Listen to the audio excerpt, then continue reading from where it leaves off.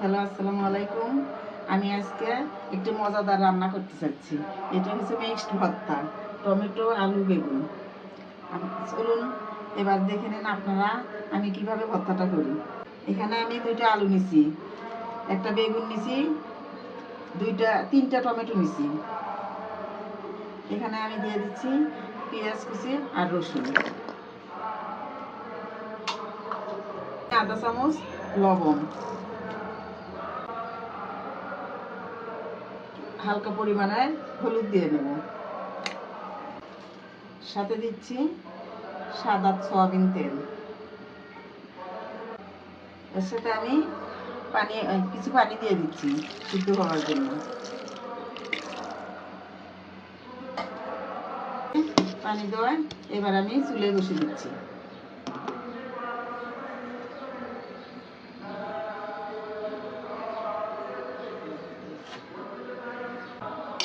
আমি প্রথমবার একটু নাড়া দিয়ে নিচ্ছি, পরে আর নাড়া দেবো না, এটা নিজের মতো আস্তে আস্তে হয়ে যাবে।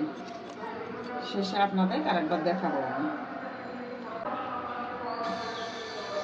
এবার আমি ঢাকনা বন্ধ করে দিলাম।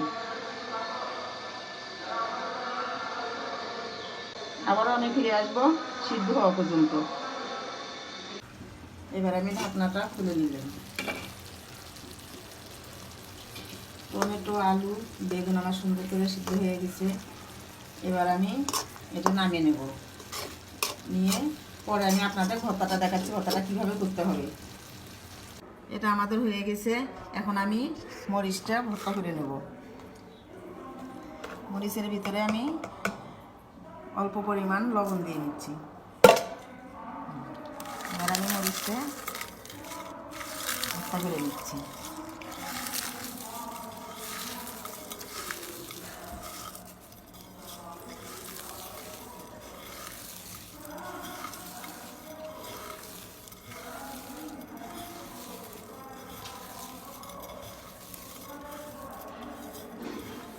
মরিচটা আমার ভালো করে ভর্তা হয়ে গেছে। এবার আমি এর মধ্যে পেঁয়াজ দেবো। এখান থেকে আমি পরিমাণ মতো মরিচ রেখে দিচ্ছি, আর কিছু মরিচ উঠিয়ে নিচ্ছি। বেশি ঝাল হয়ে গেলে খাওয়া যাবে না, অনেকেই বেশি ঝাল পছন্দ করেন না। আমরা যেভাবে খাই সেই পরিমাণ মতো আমি ঝাল দিয়ে নিচ্ছি। এবার আমি এর মধ্যে পেঁয়াজ দিচ্ছি। পেঁয়াজটা আমি ভালো করে মরিচ ভর্তার সাথে মিক্সড করে নিচ্ছি।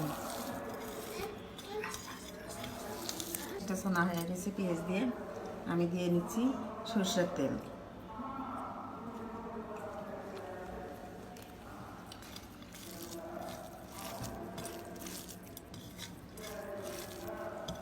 সর্ষে আর মরিচ মাখানো হয়ে গেছে। এবার আমি দিয়ে নেব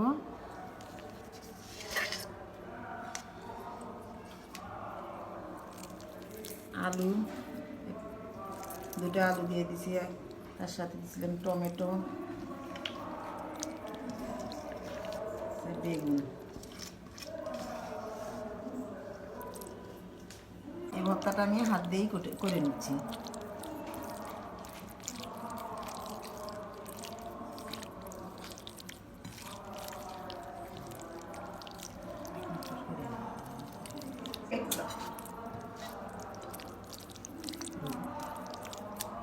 আমার ভর্তাটা ভালো করে হয়ে গেছে, মিক্সড হয়ে গেছে। এবার আমি ভর্তার সাথে ধনেপাতা দেব।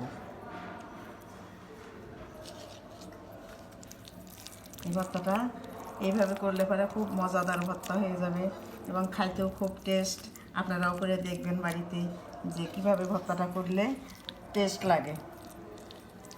আপনারা নিজে করবেন এবং অন্যকে করাতে সাহায্য করবেন। যারা আমার এই চ্যানেলটাতে সাবস্ক্রাইব করেন তারা আজই সাবস্ক্রাইব করবেন। আসছি আবারও ডেকোরেশন করার জন্য। আপনারা হয়ে গেল এবার আমার মিক্সড ভর্তা।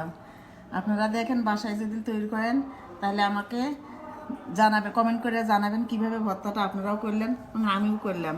এই ভর্তাটা দিয়ে অবশ্যই 2-3 প্লেট ভাত খাওয়া যাবে। আসসালামু আলাইকুম।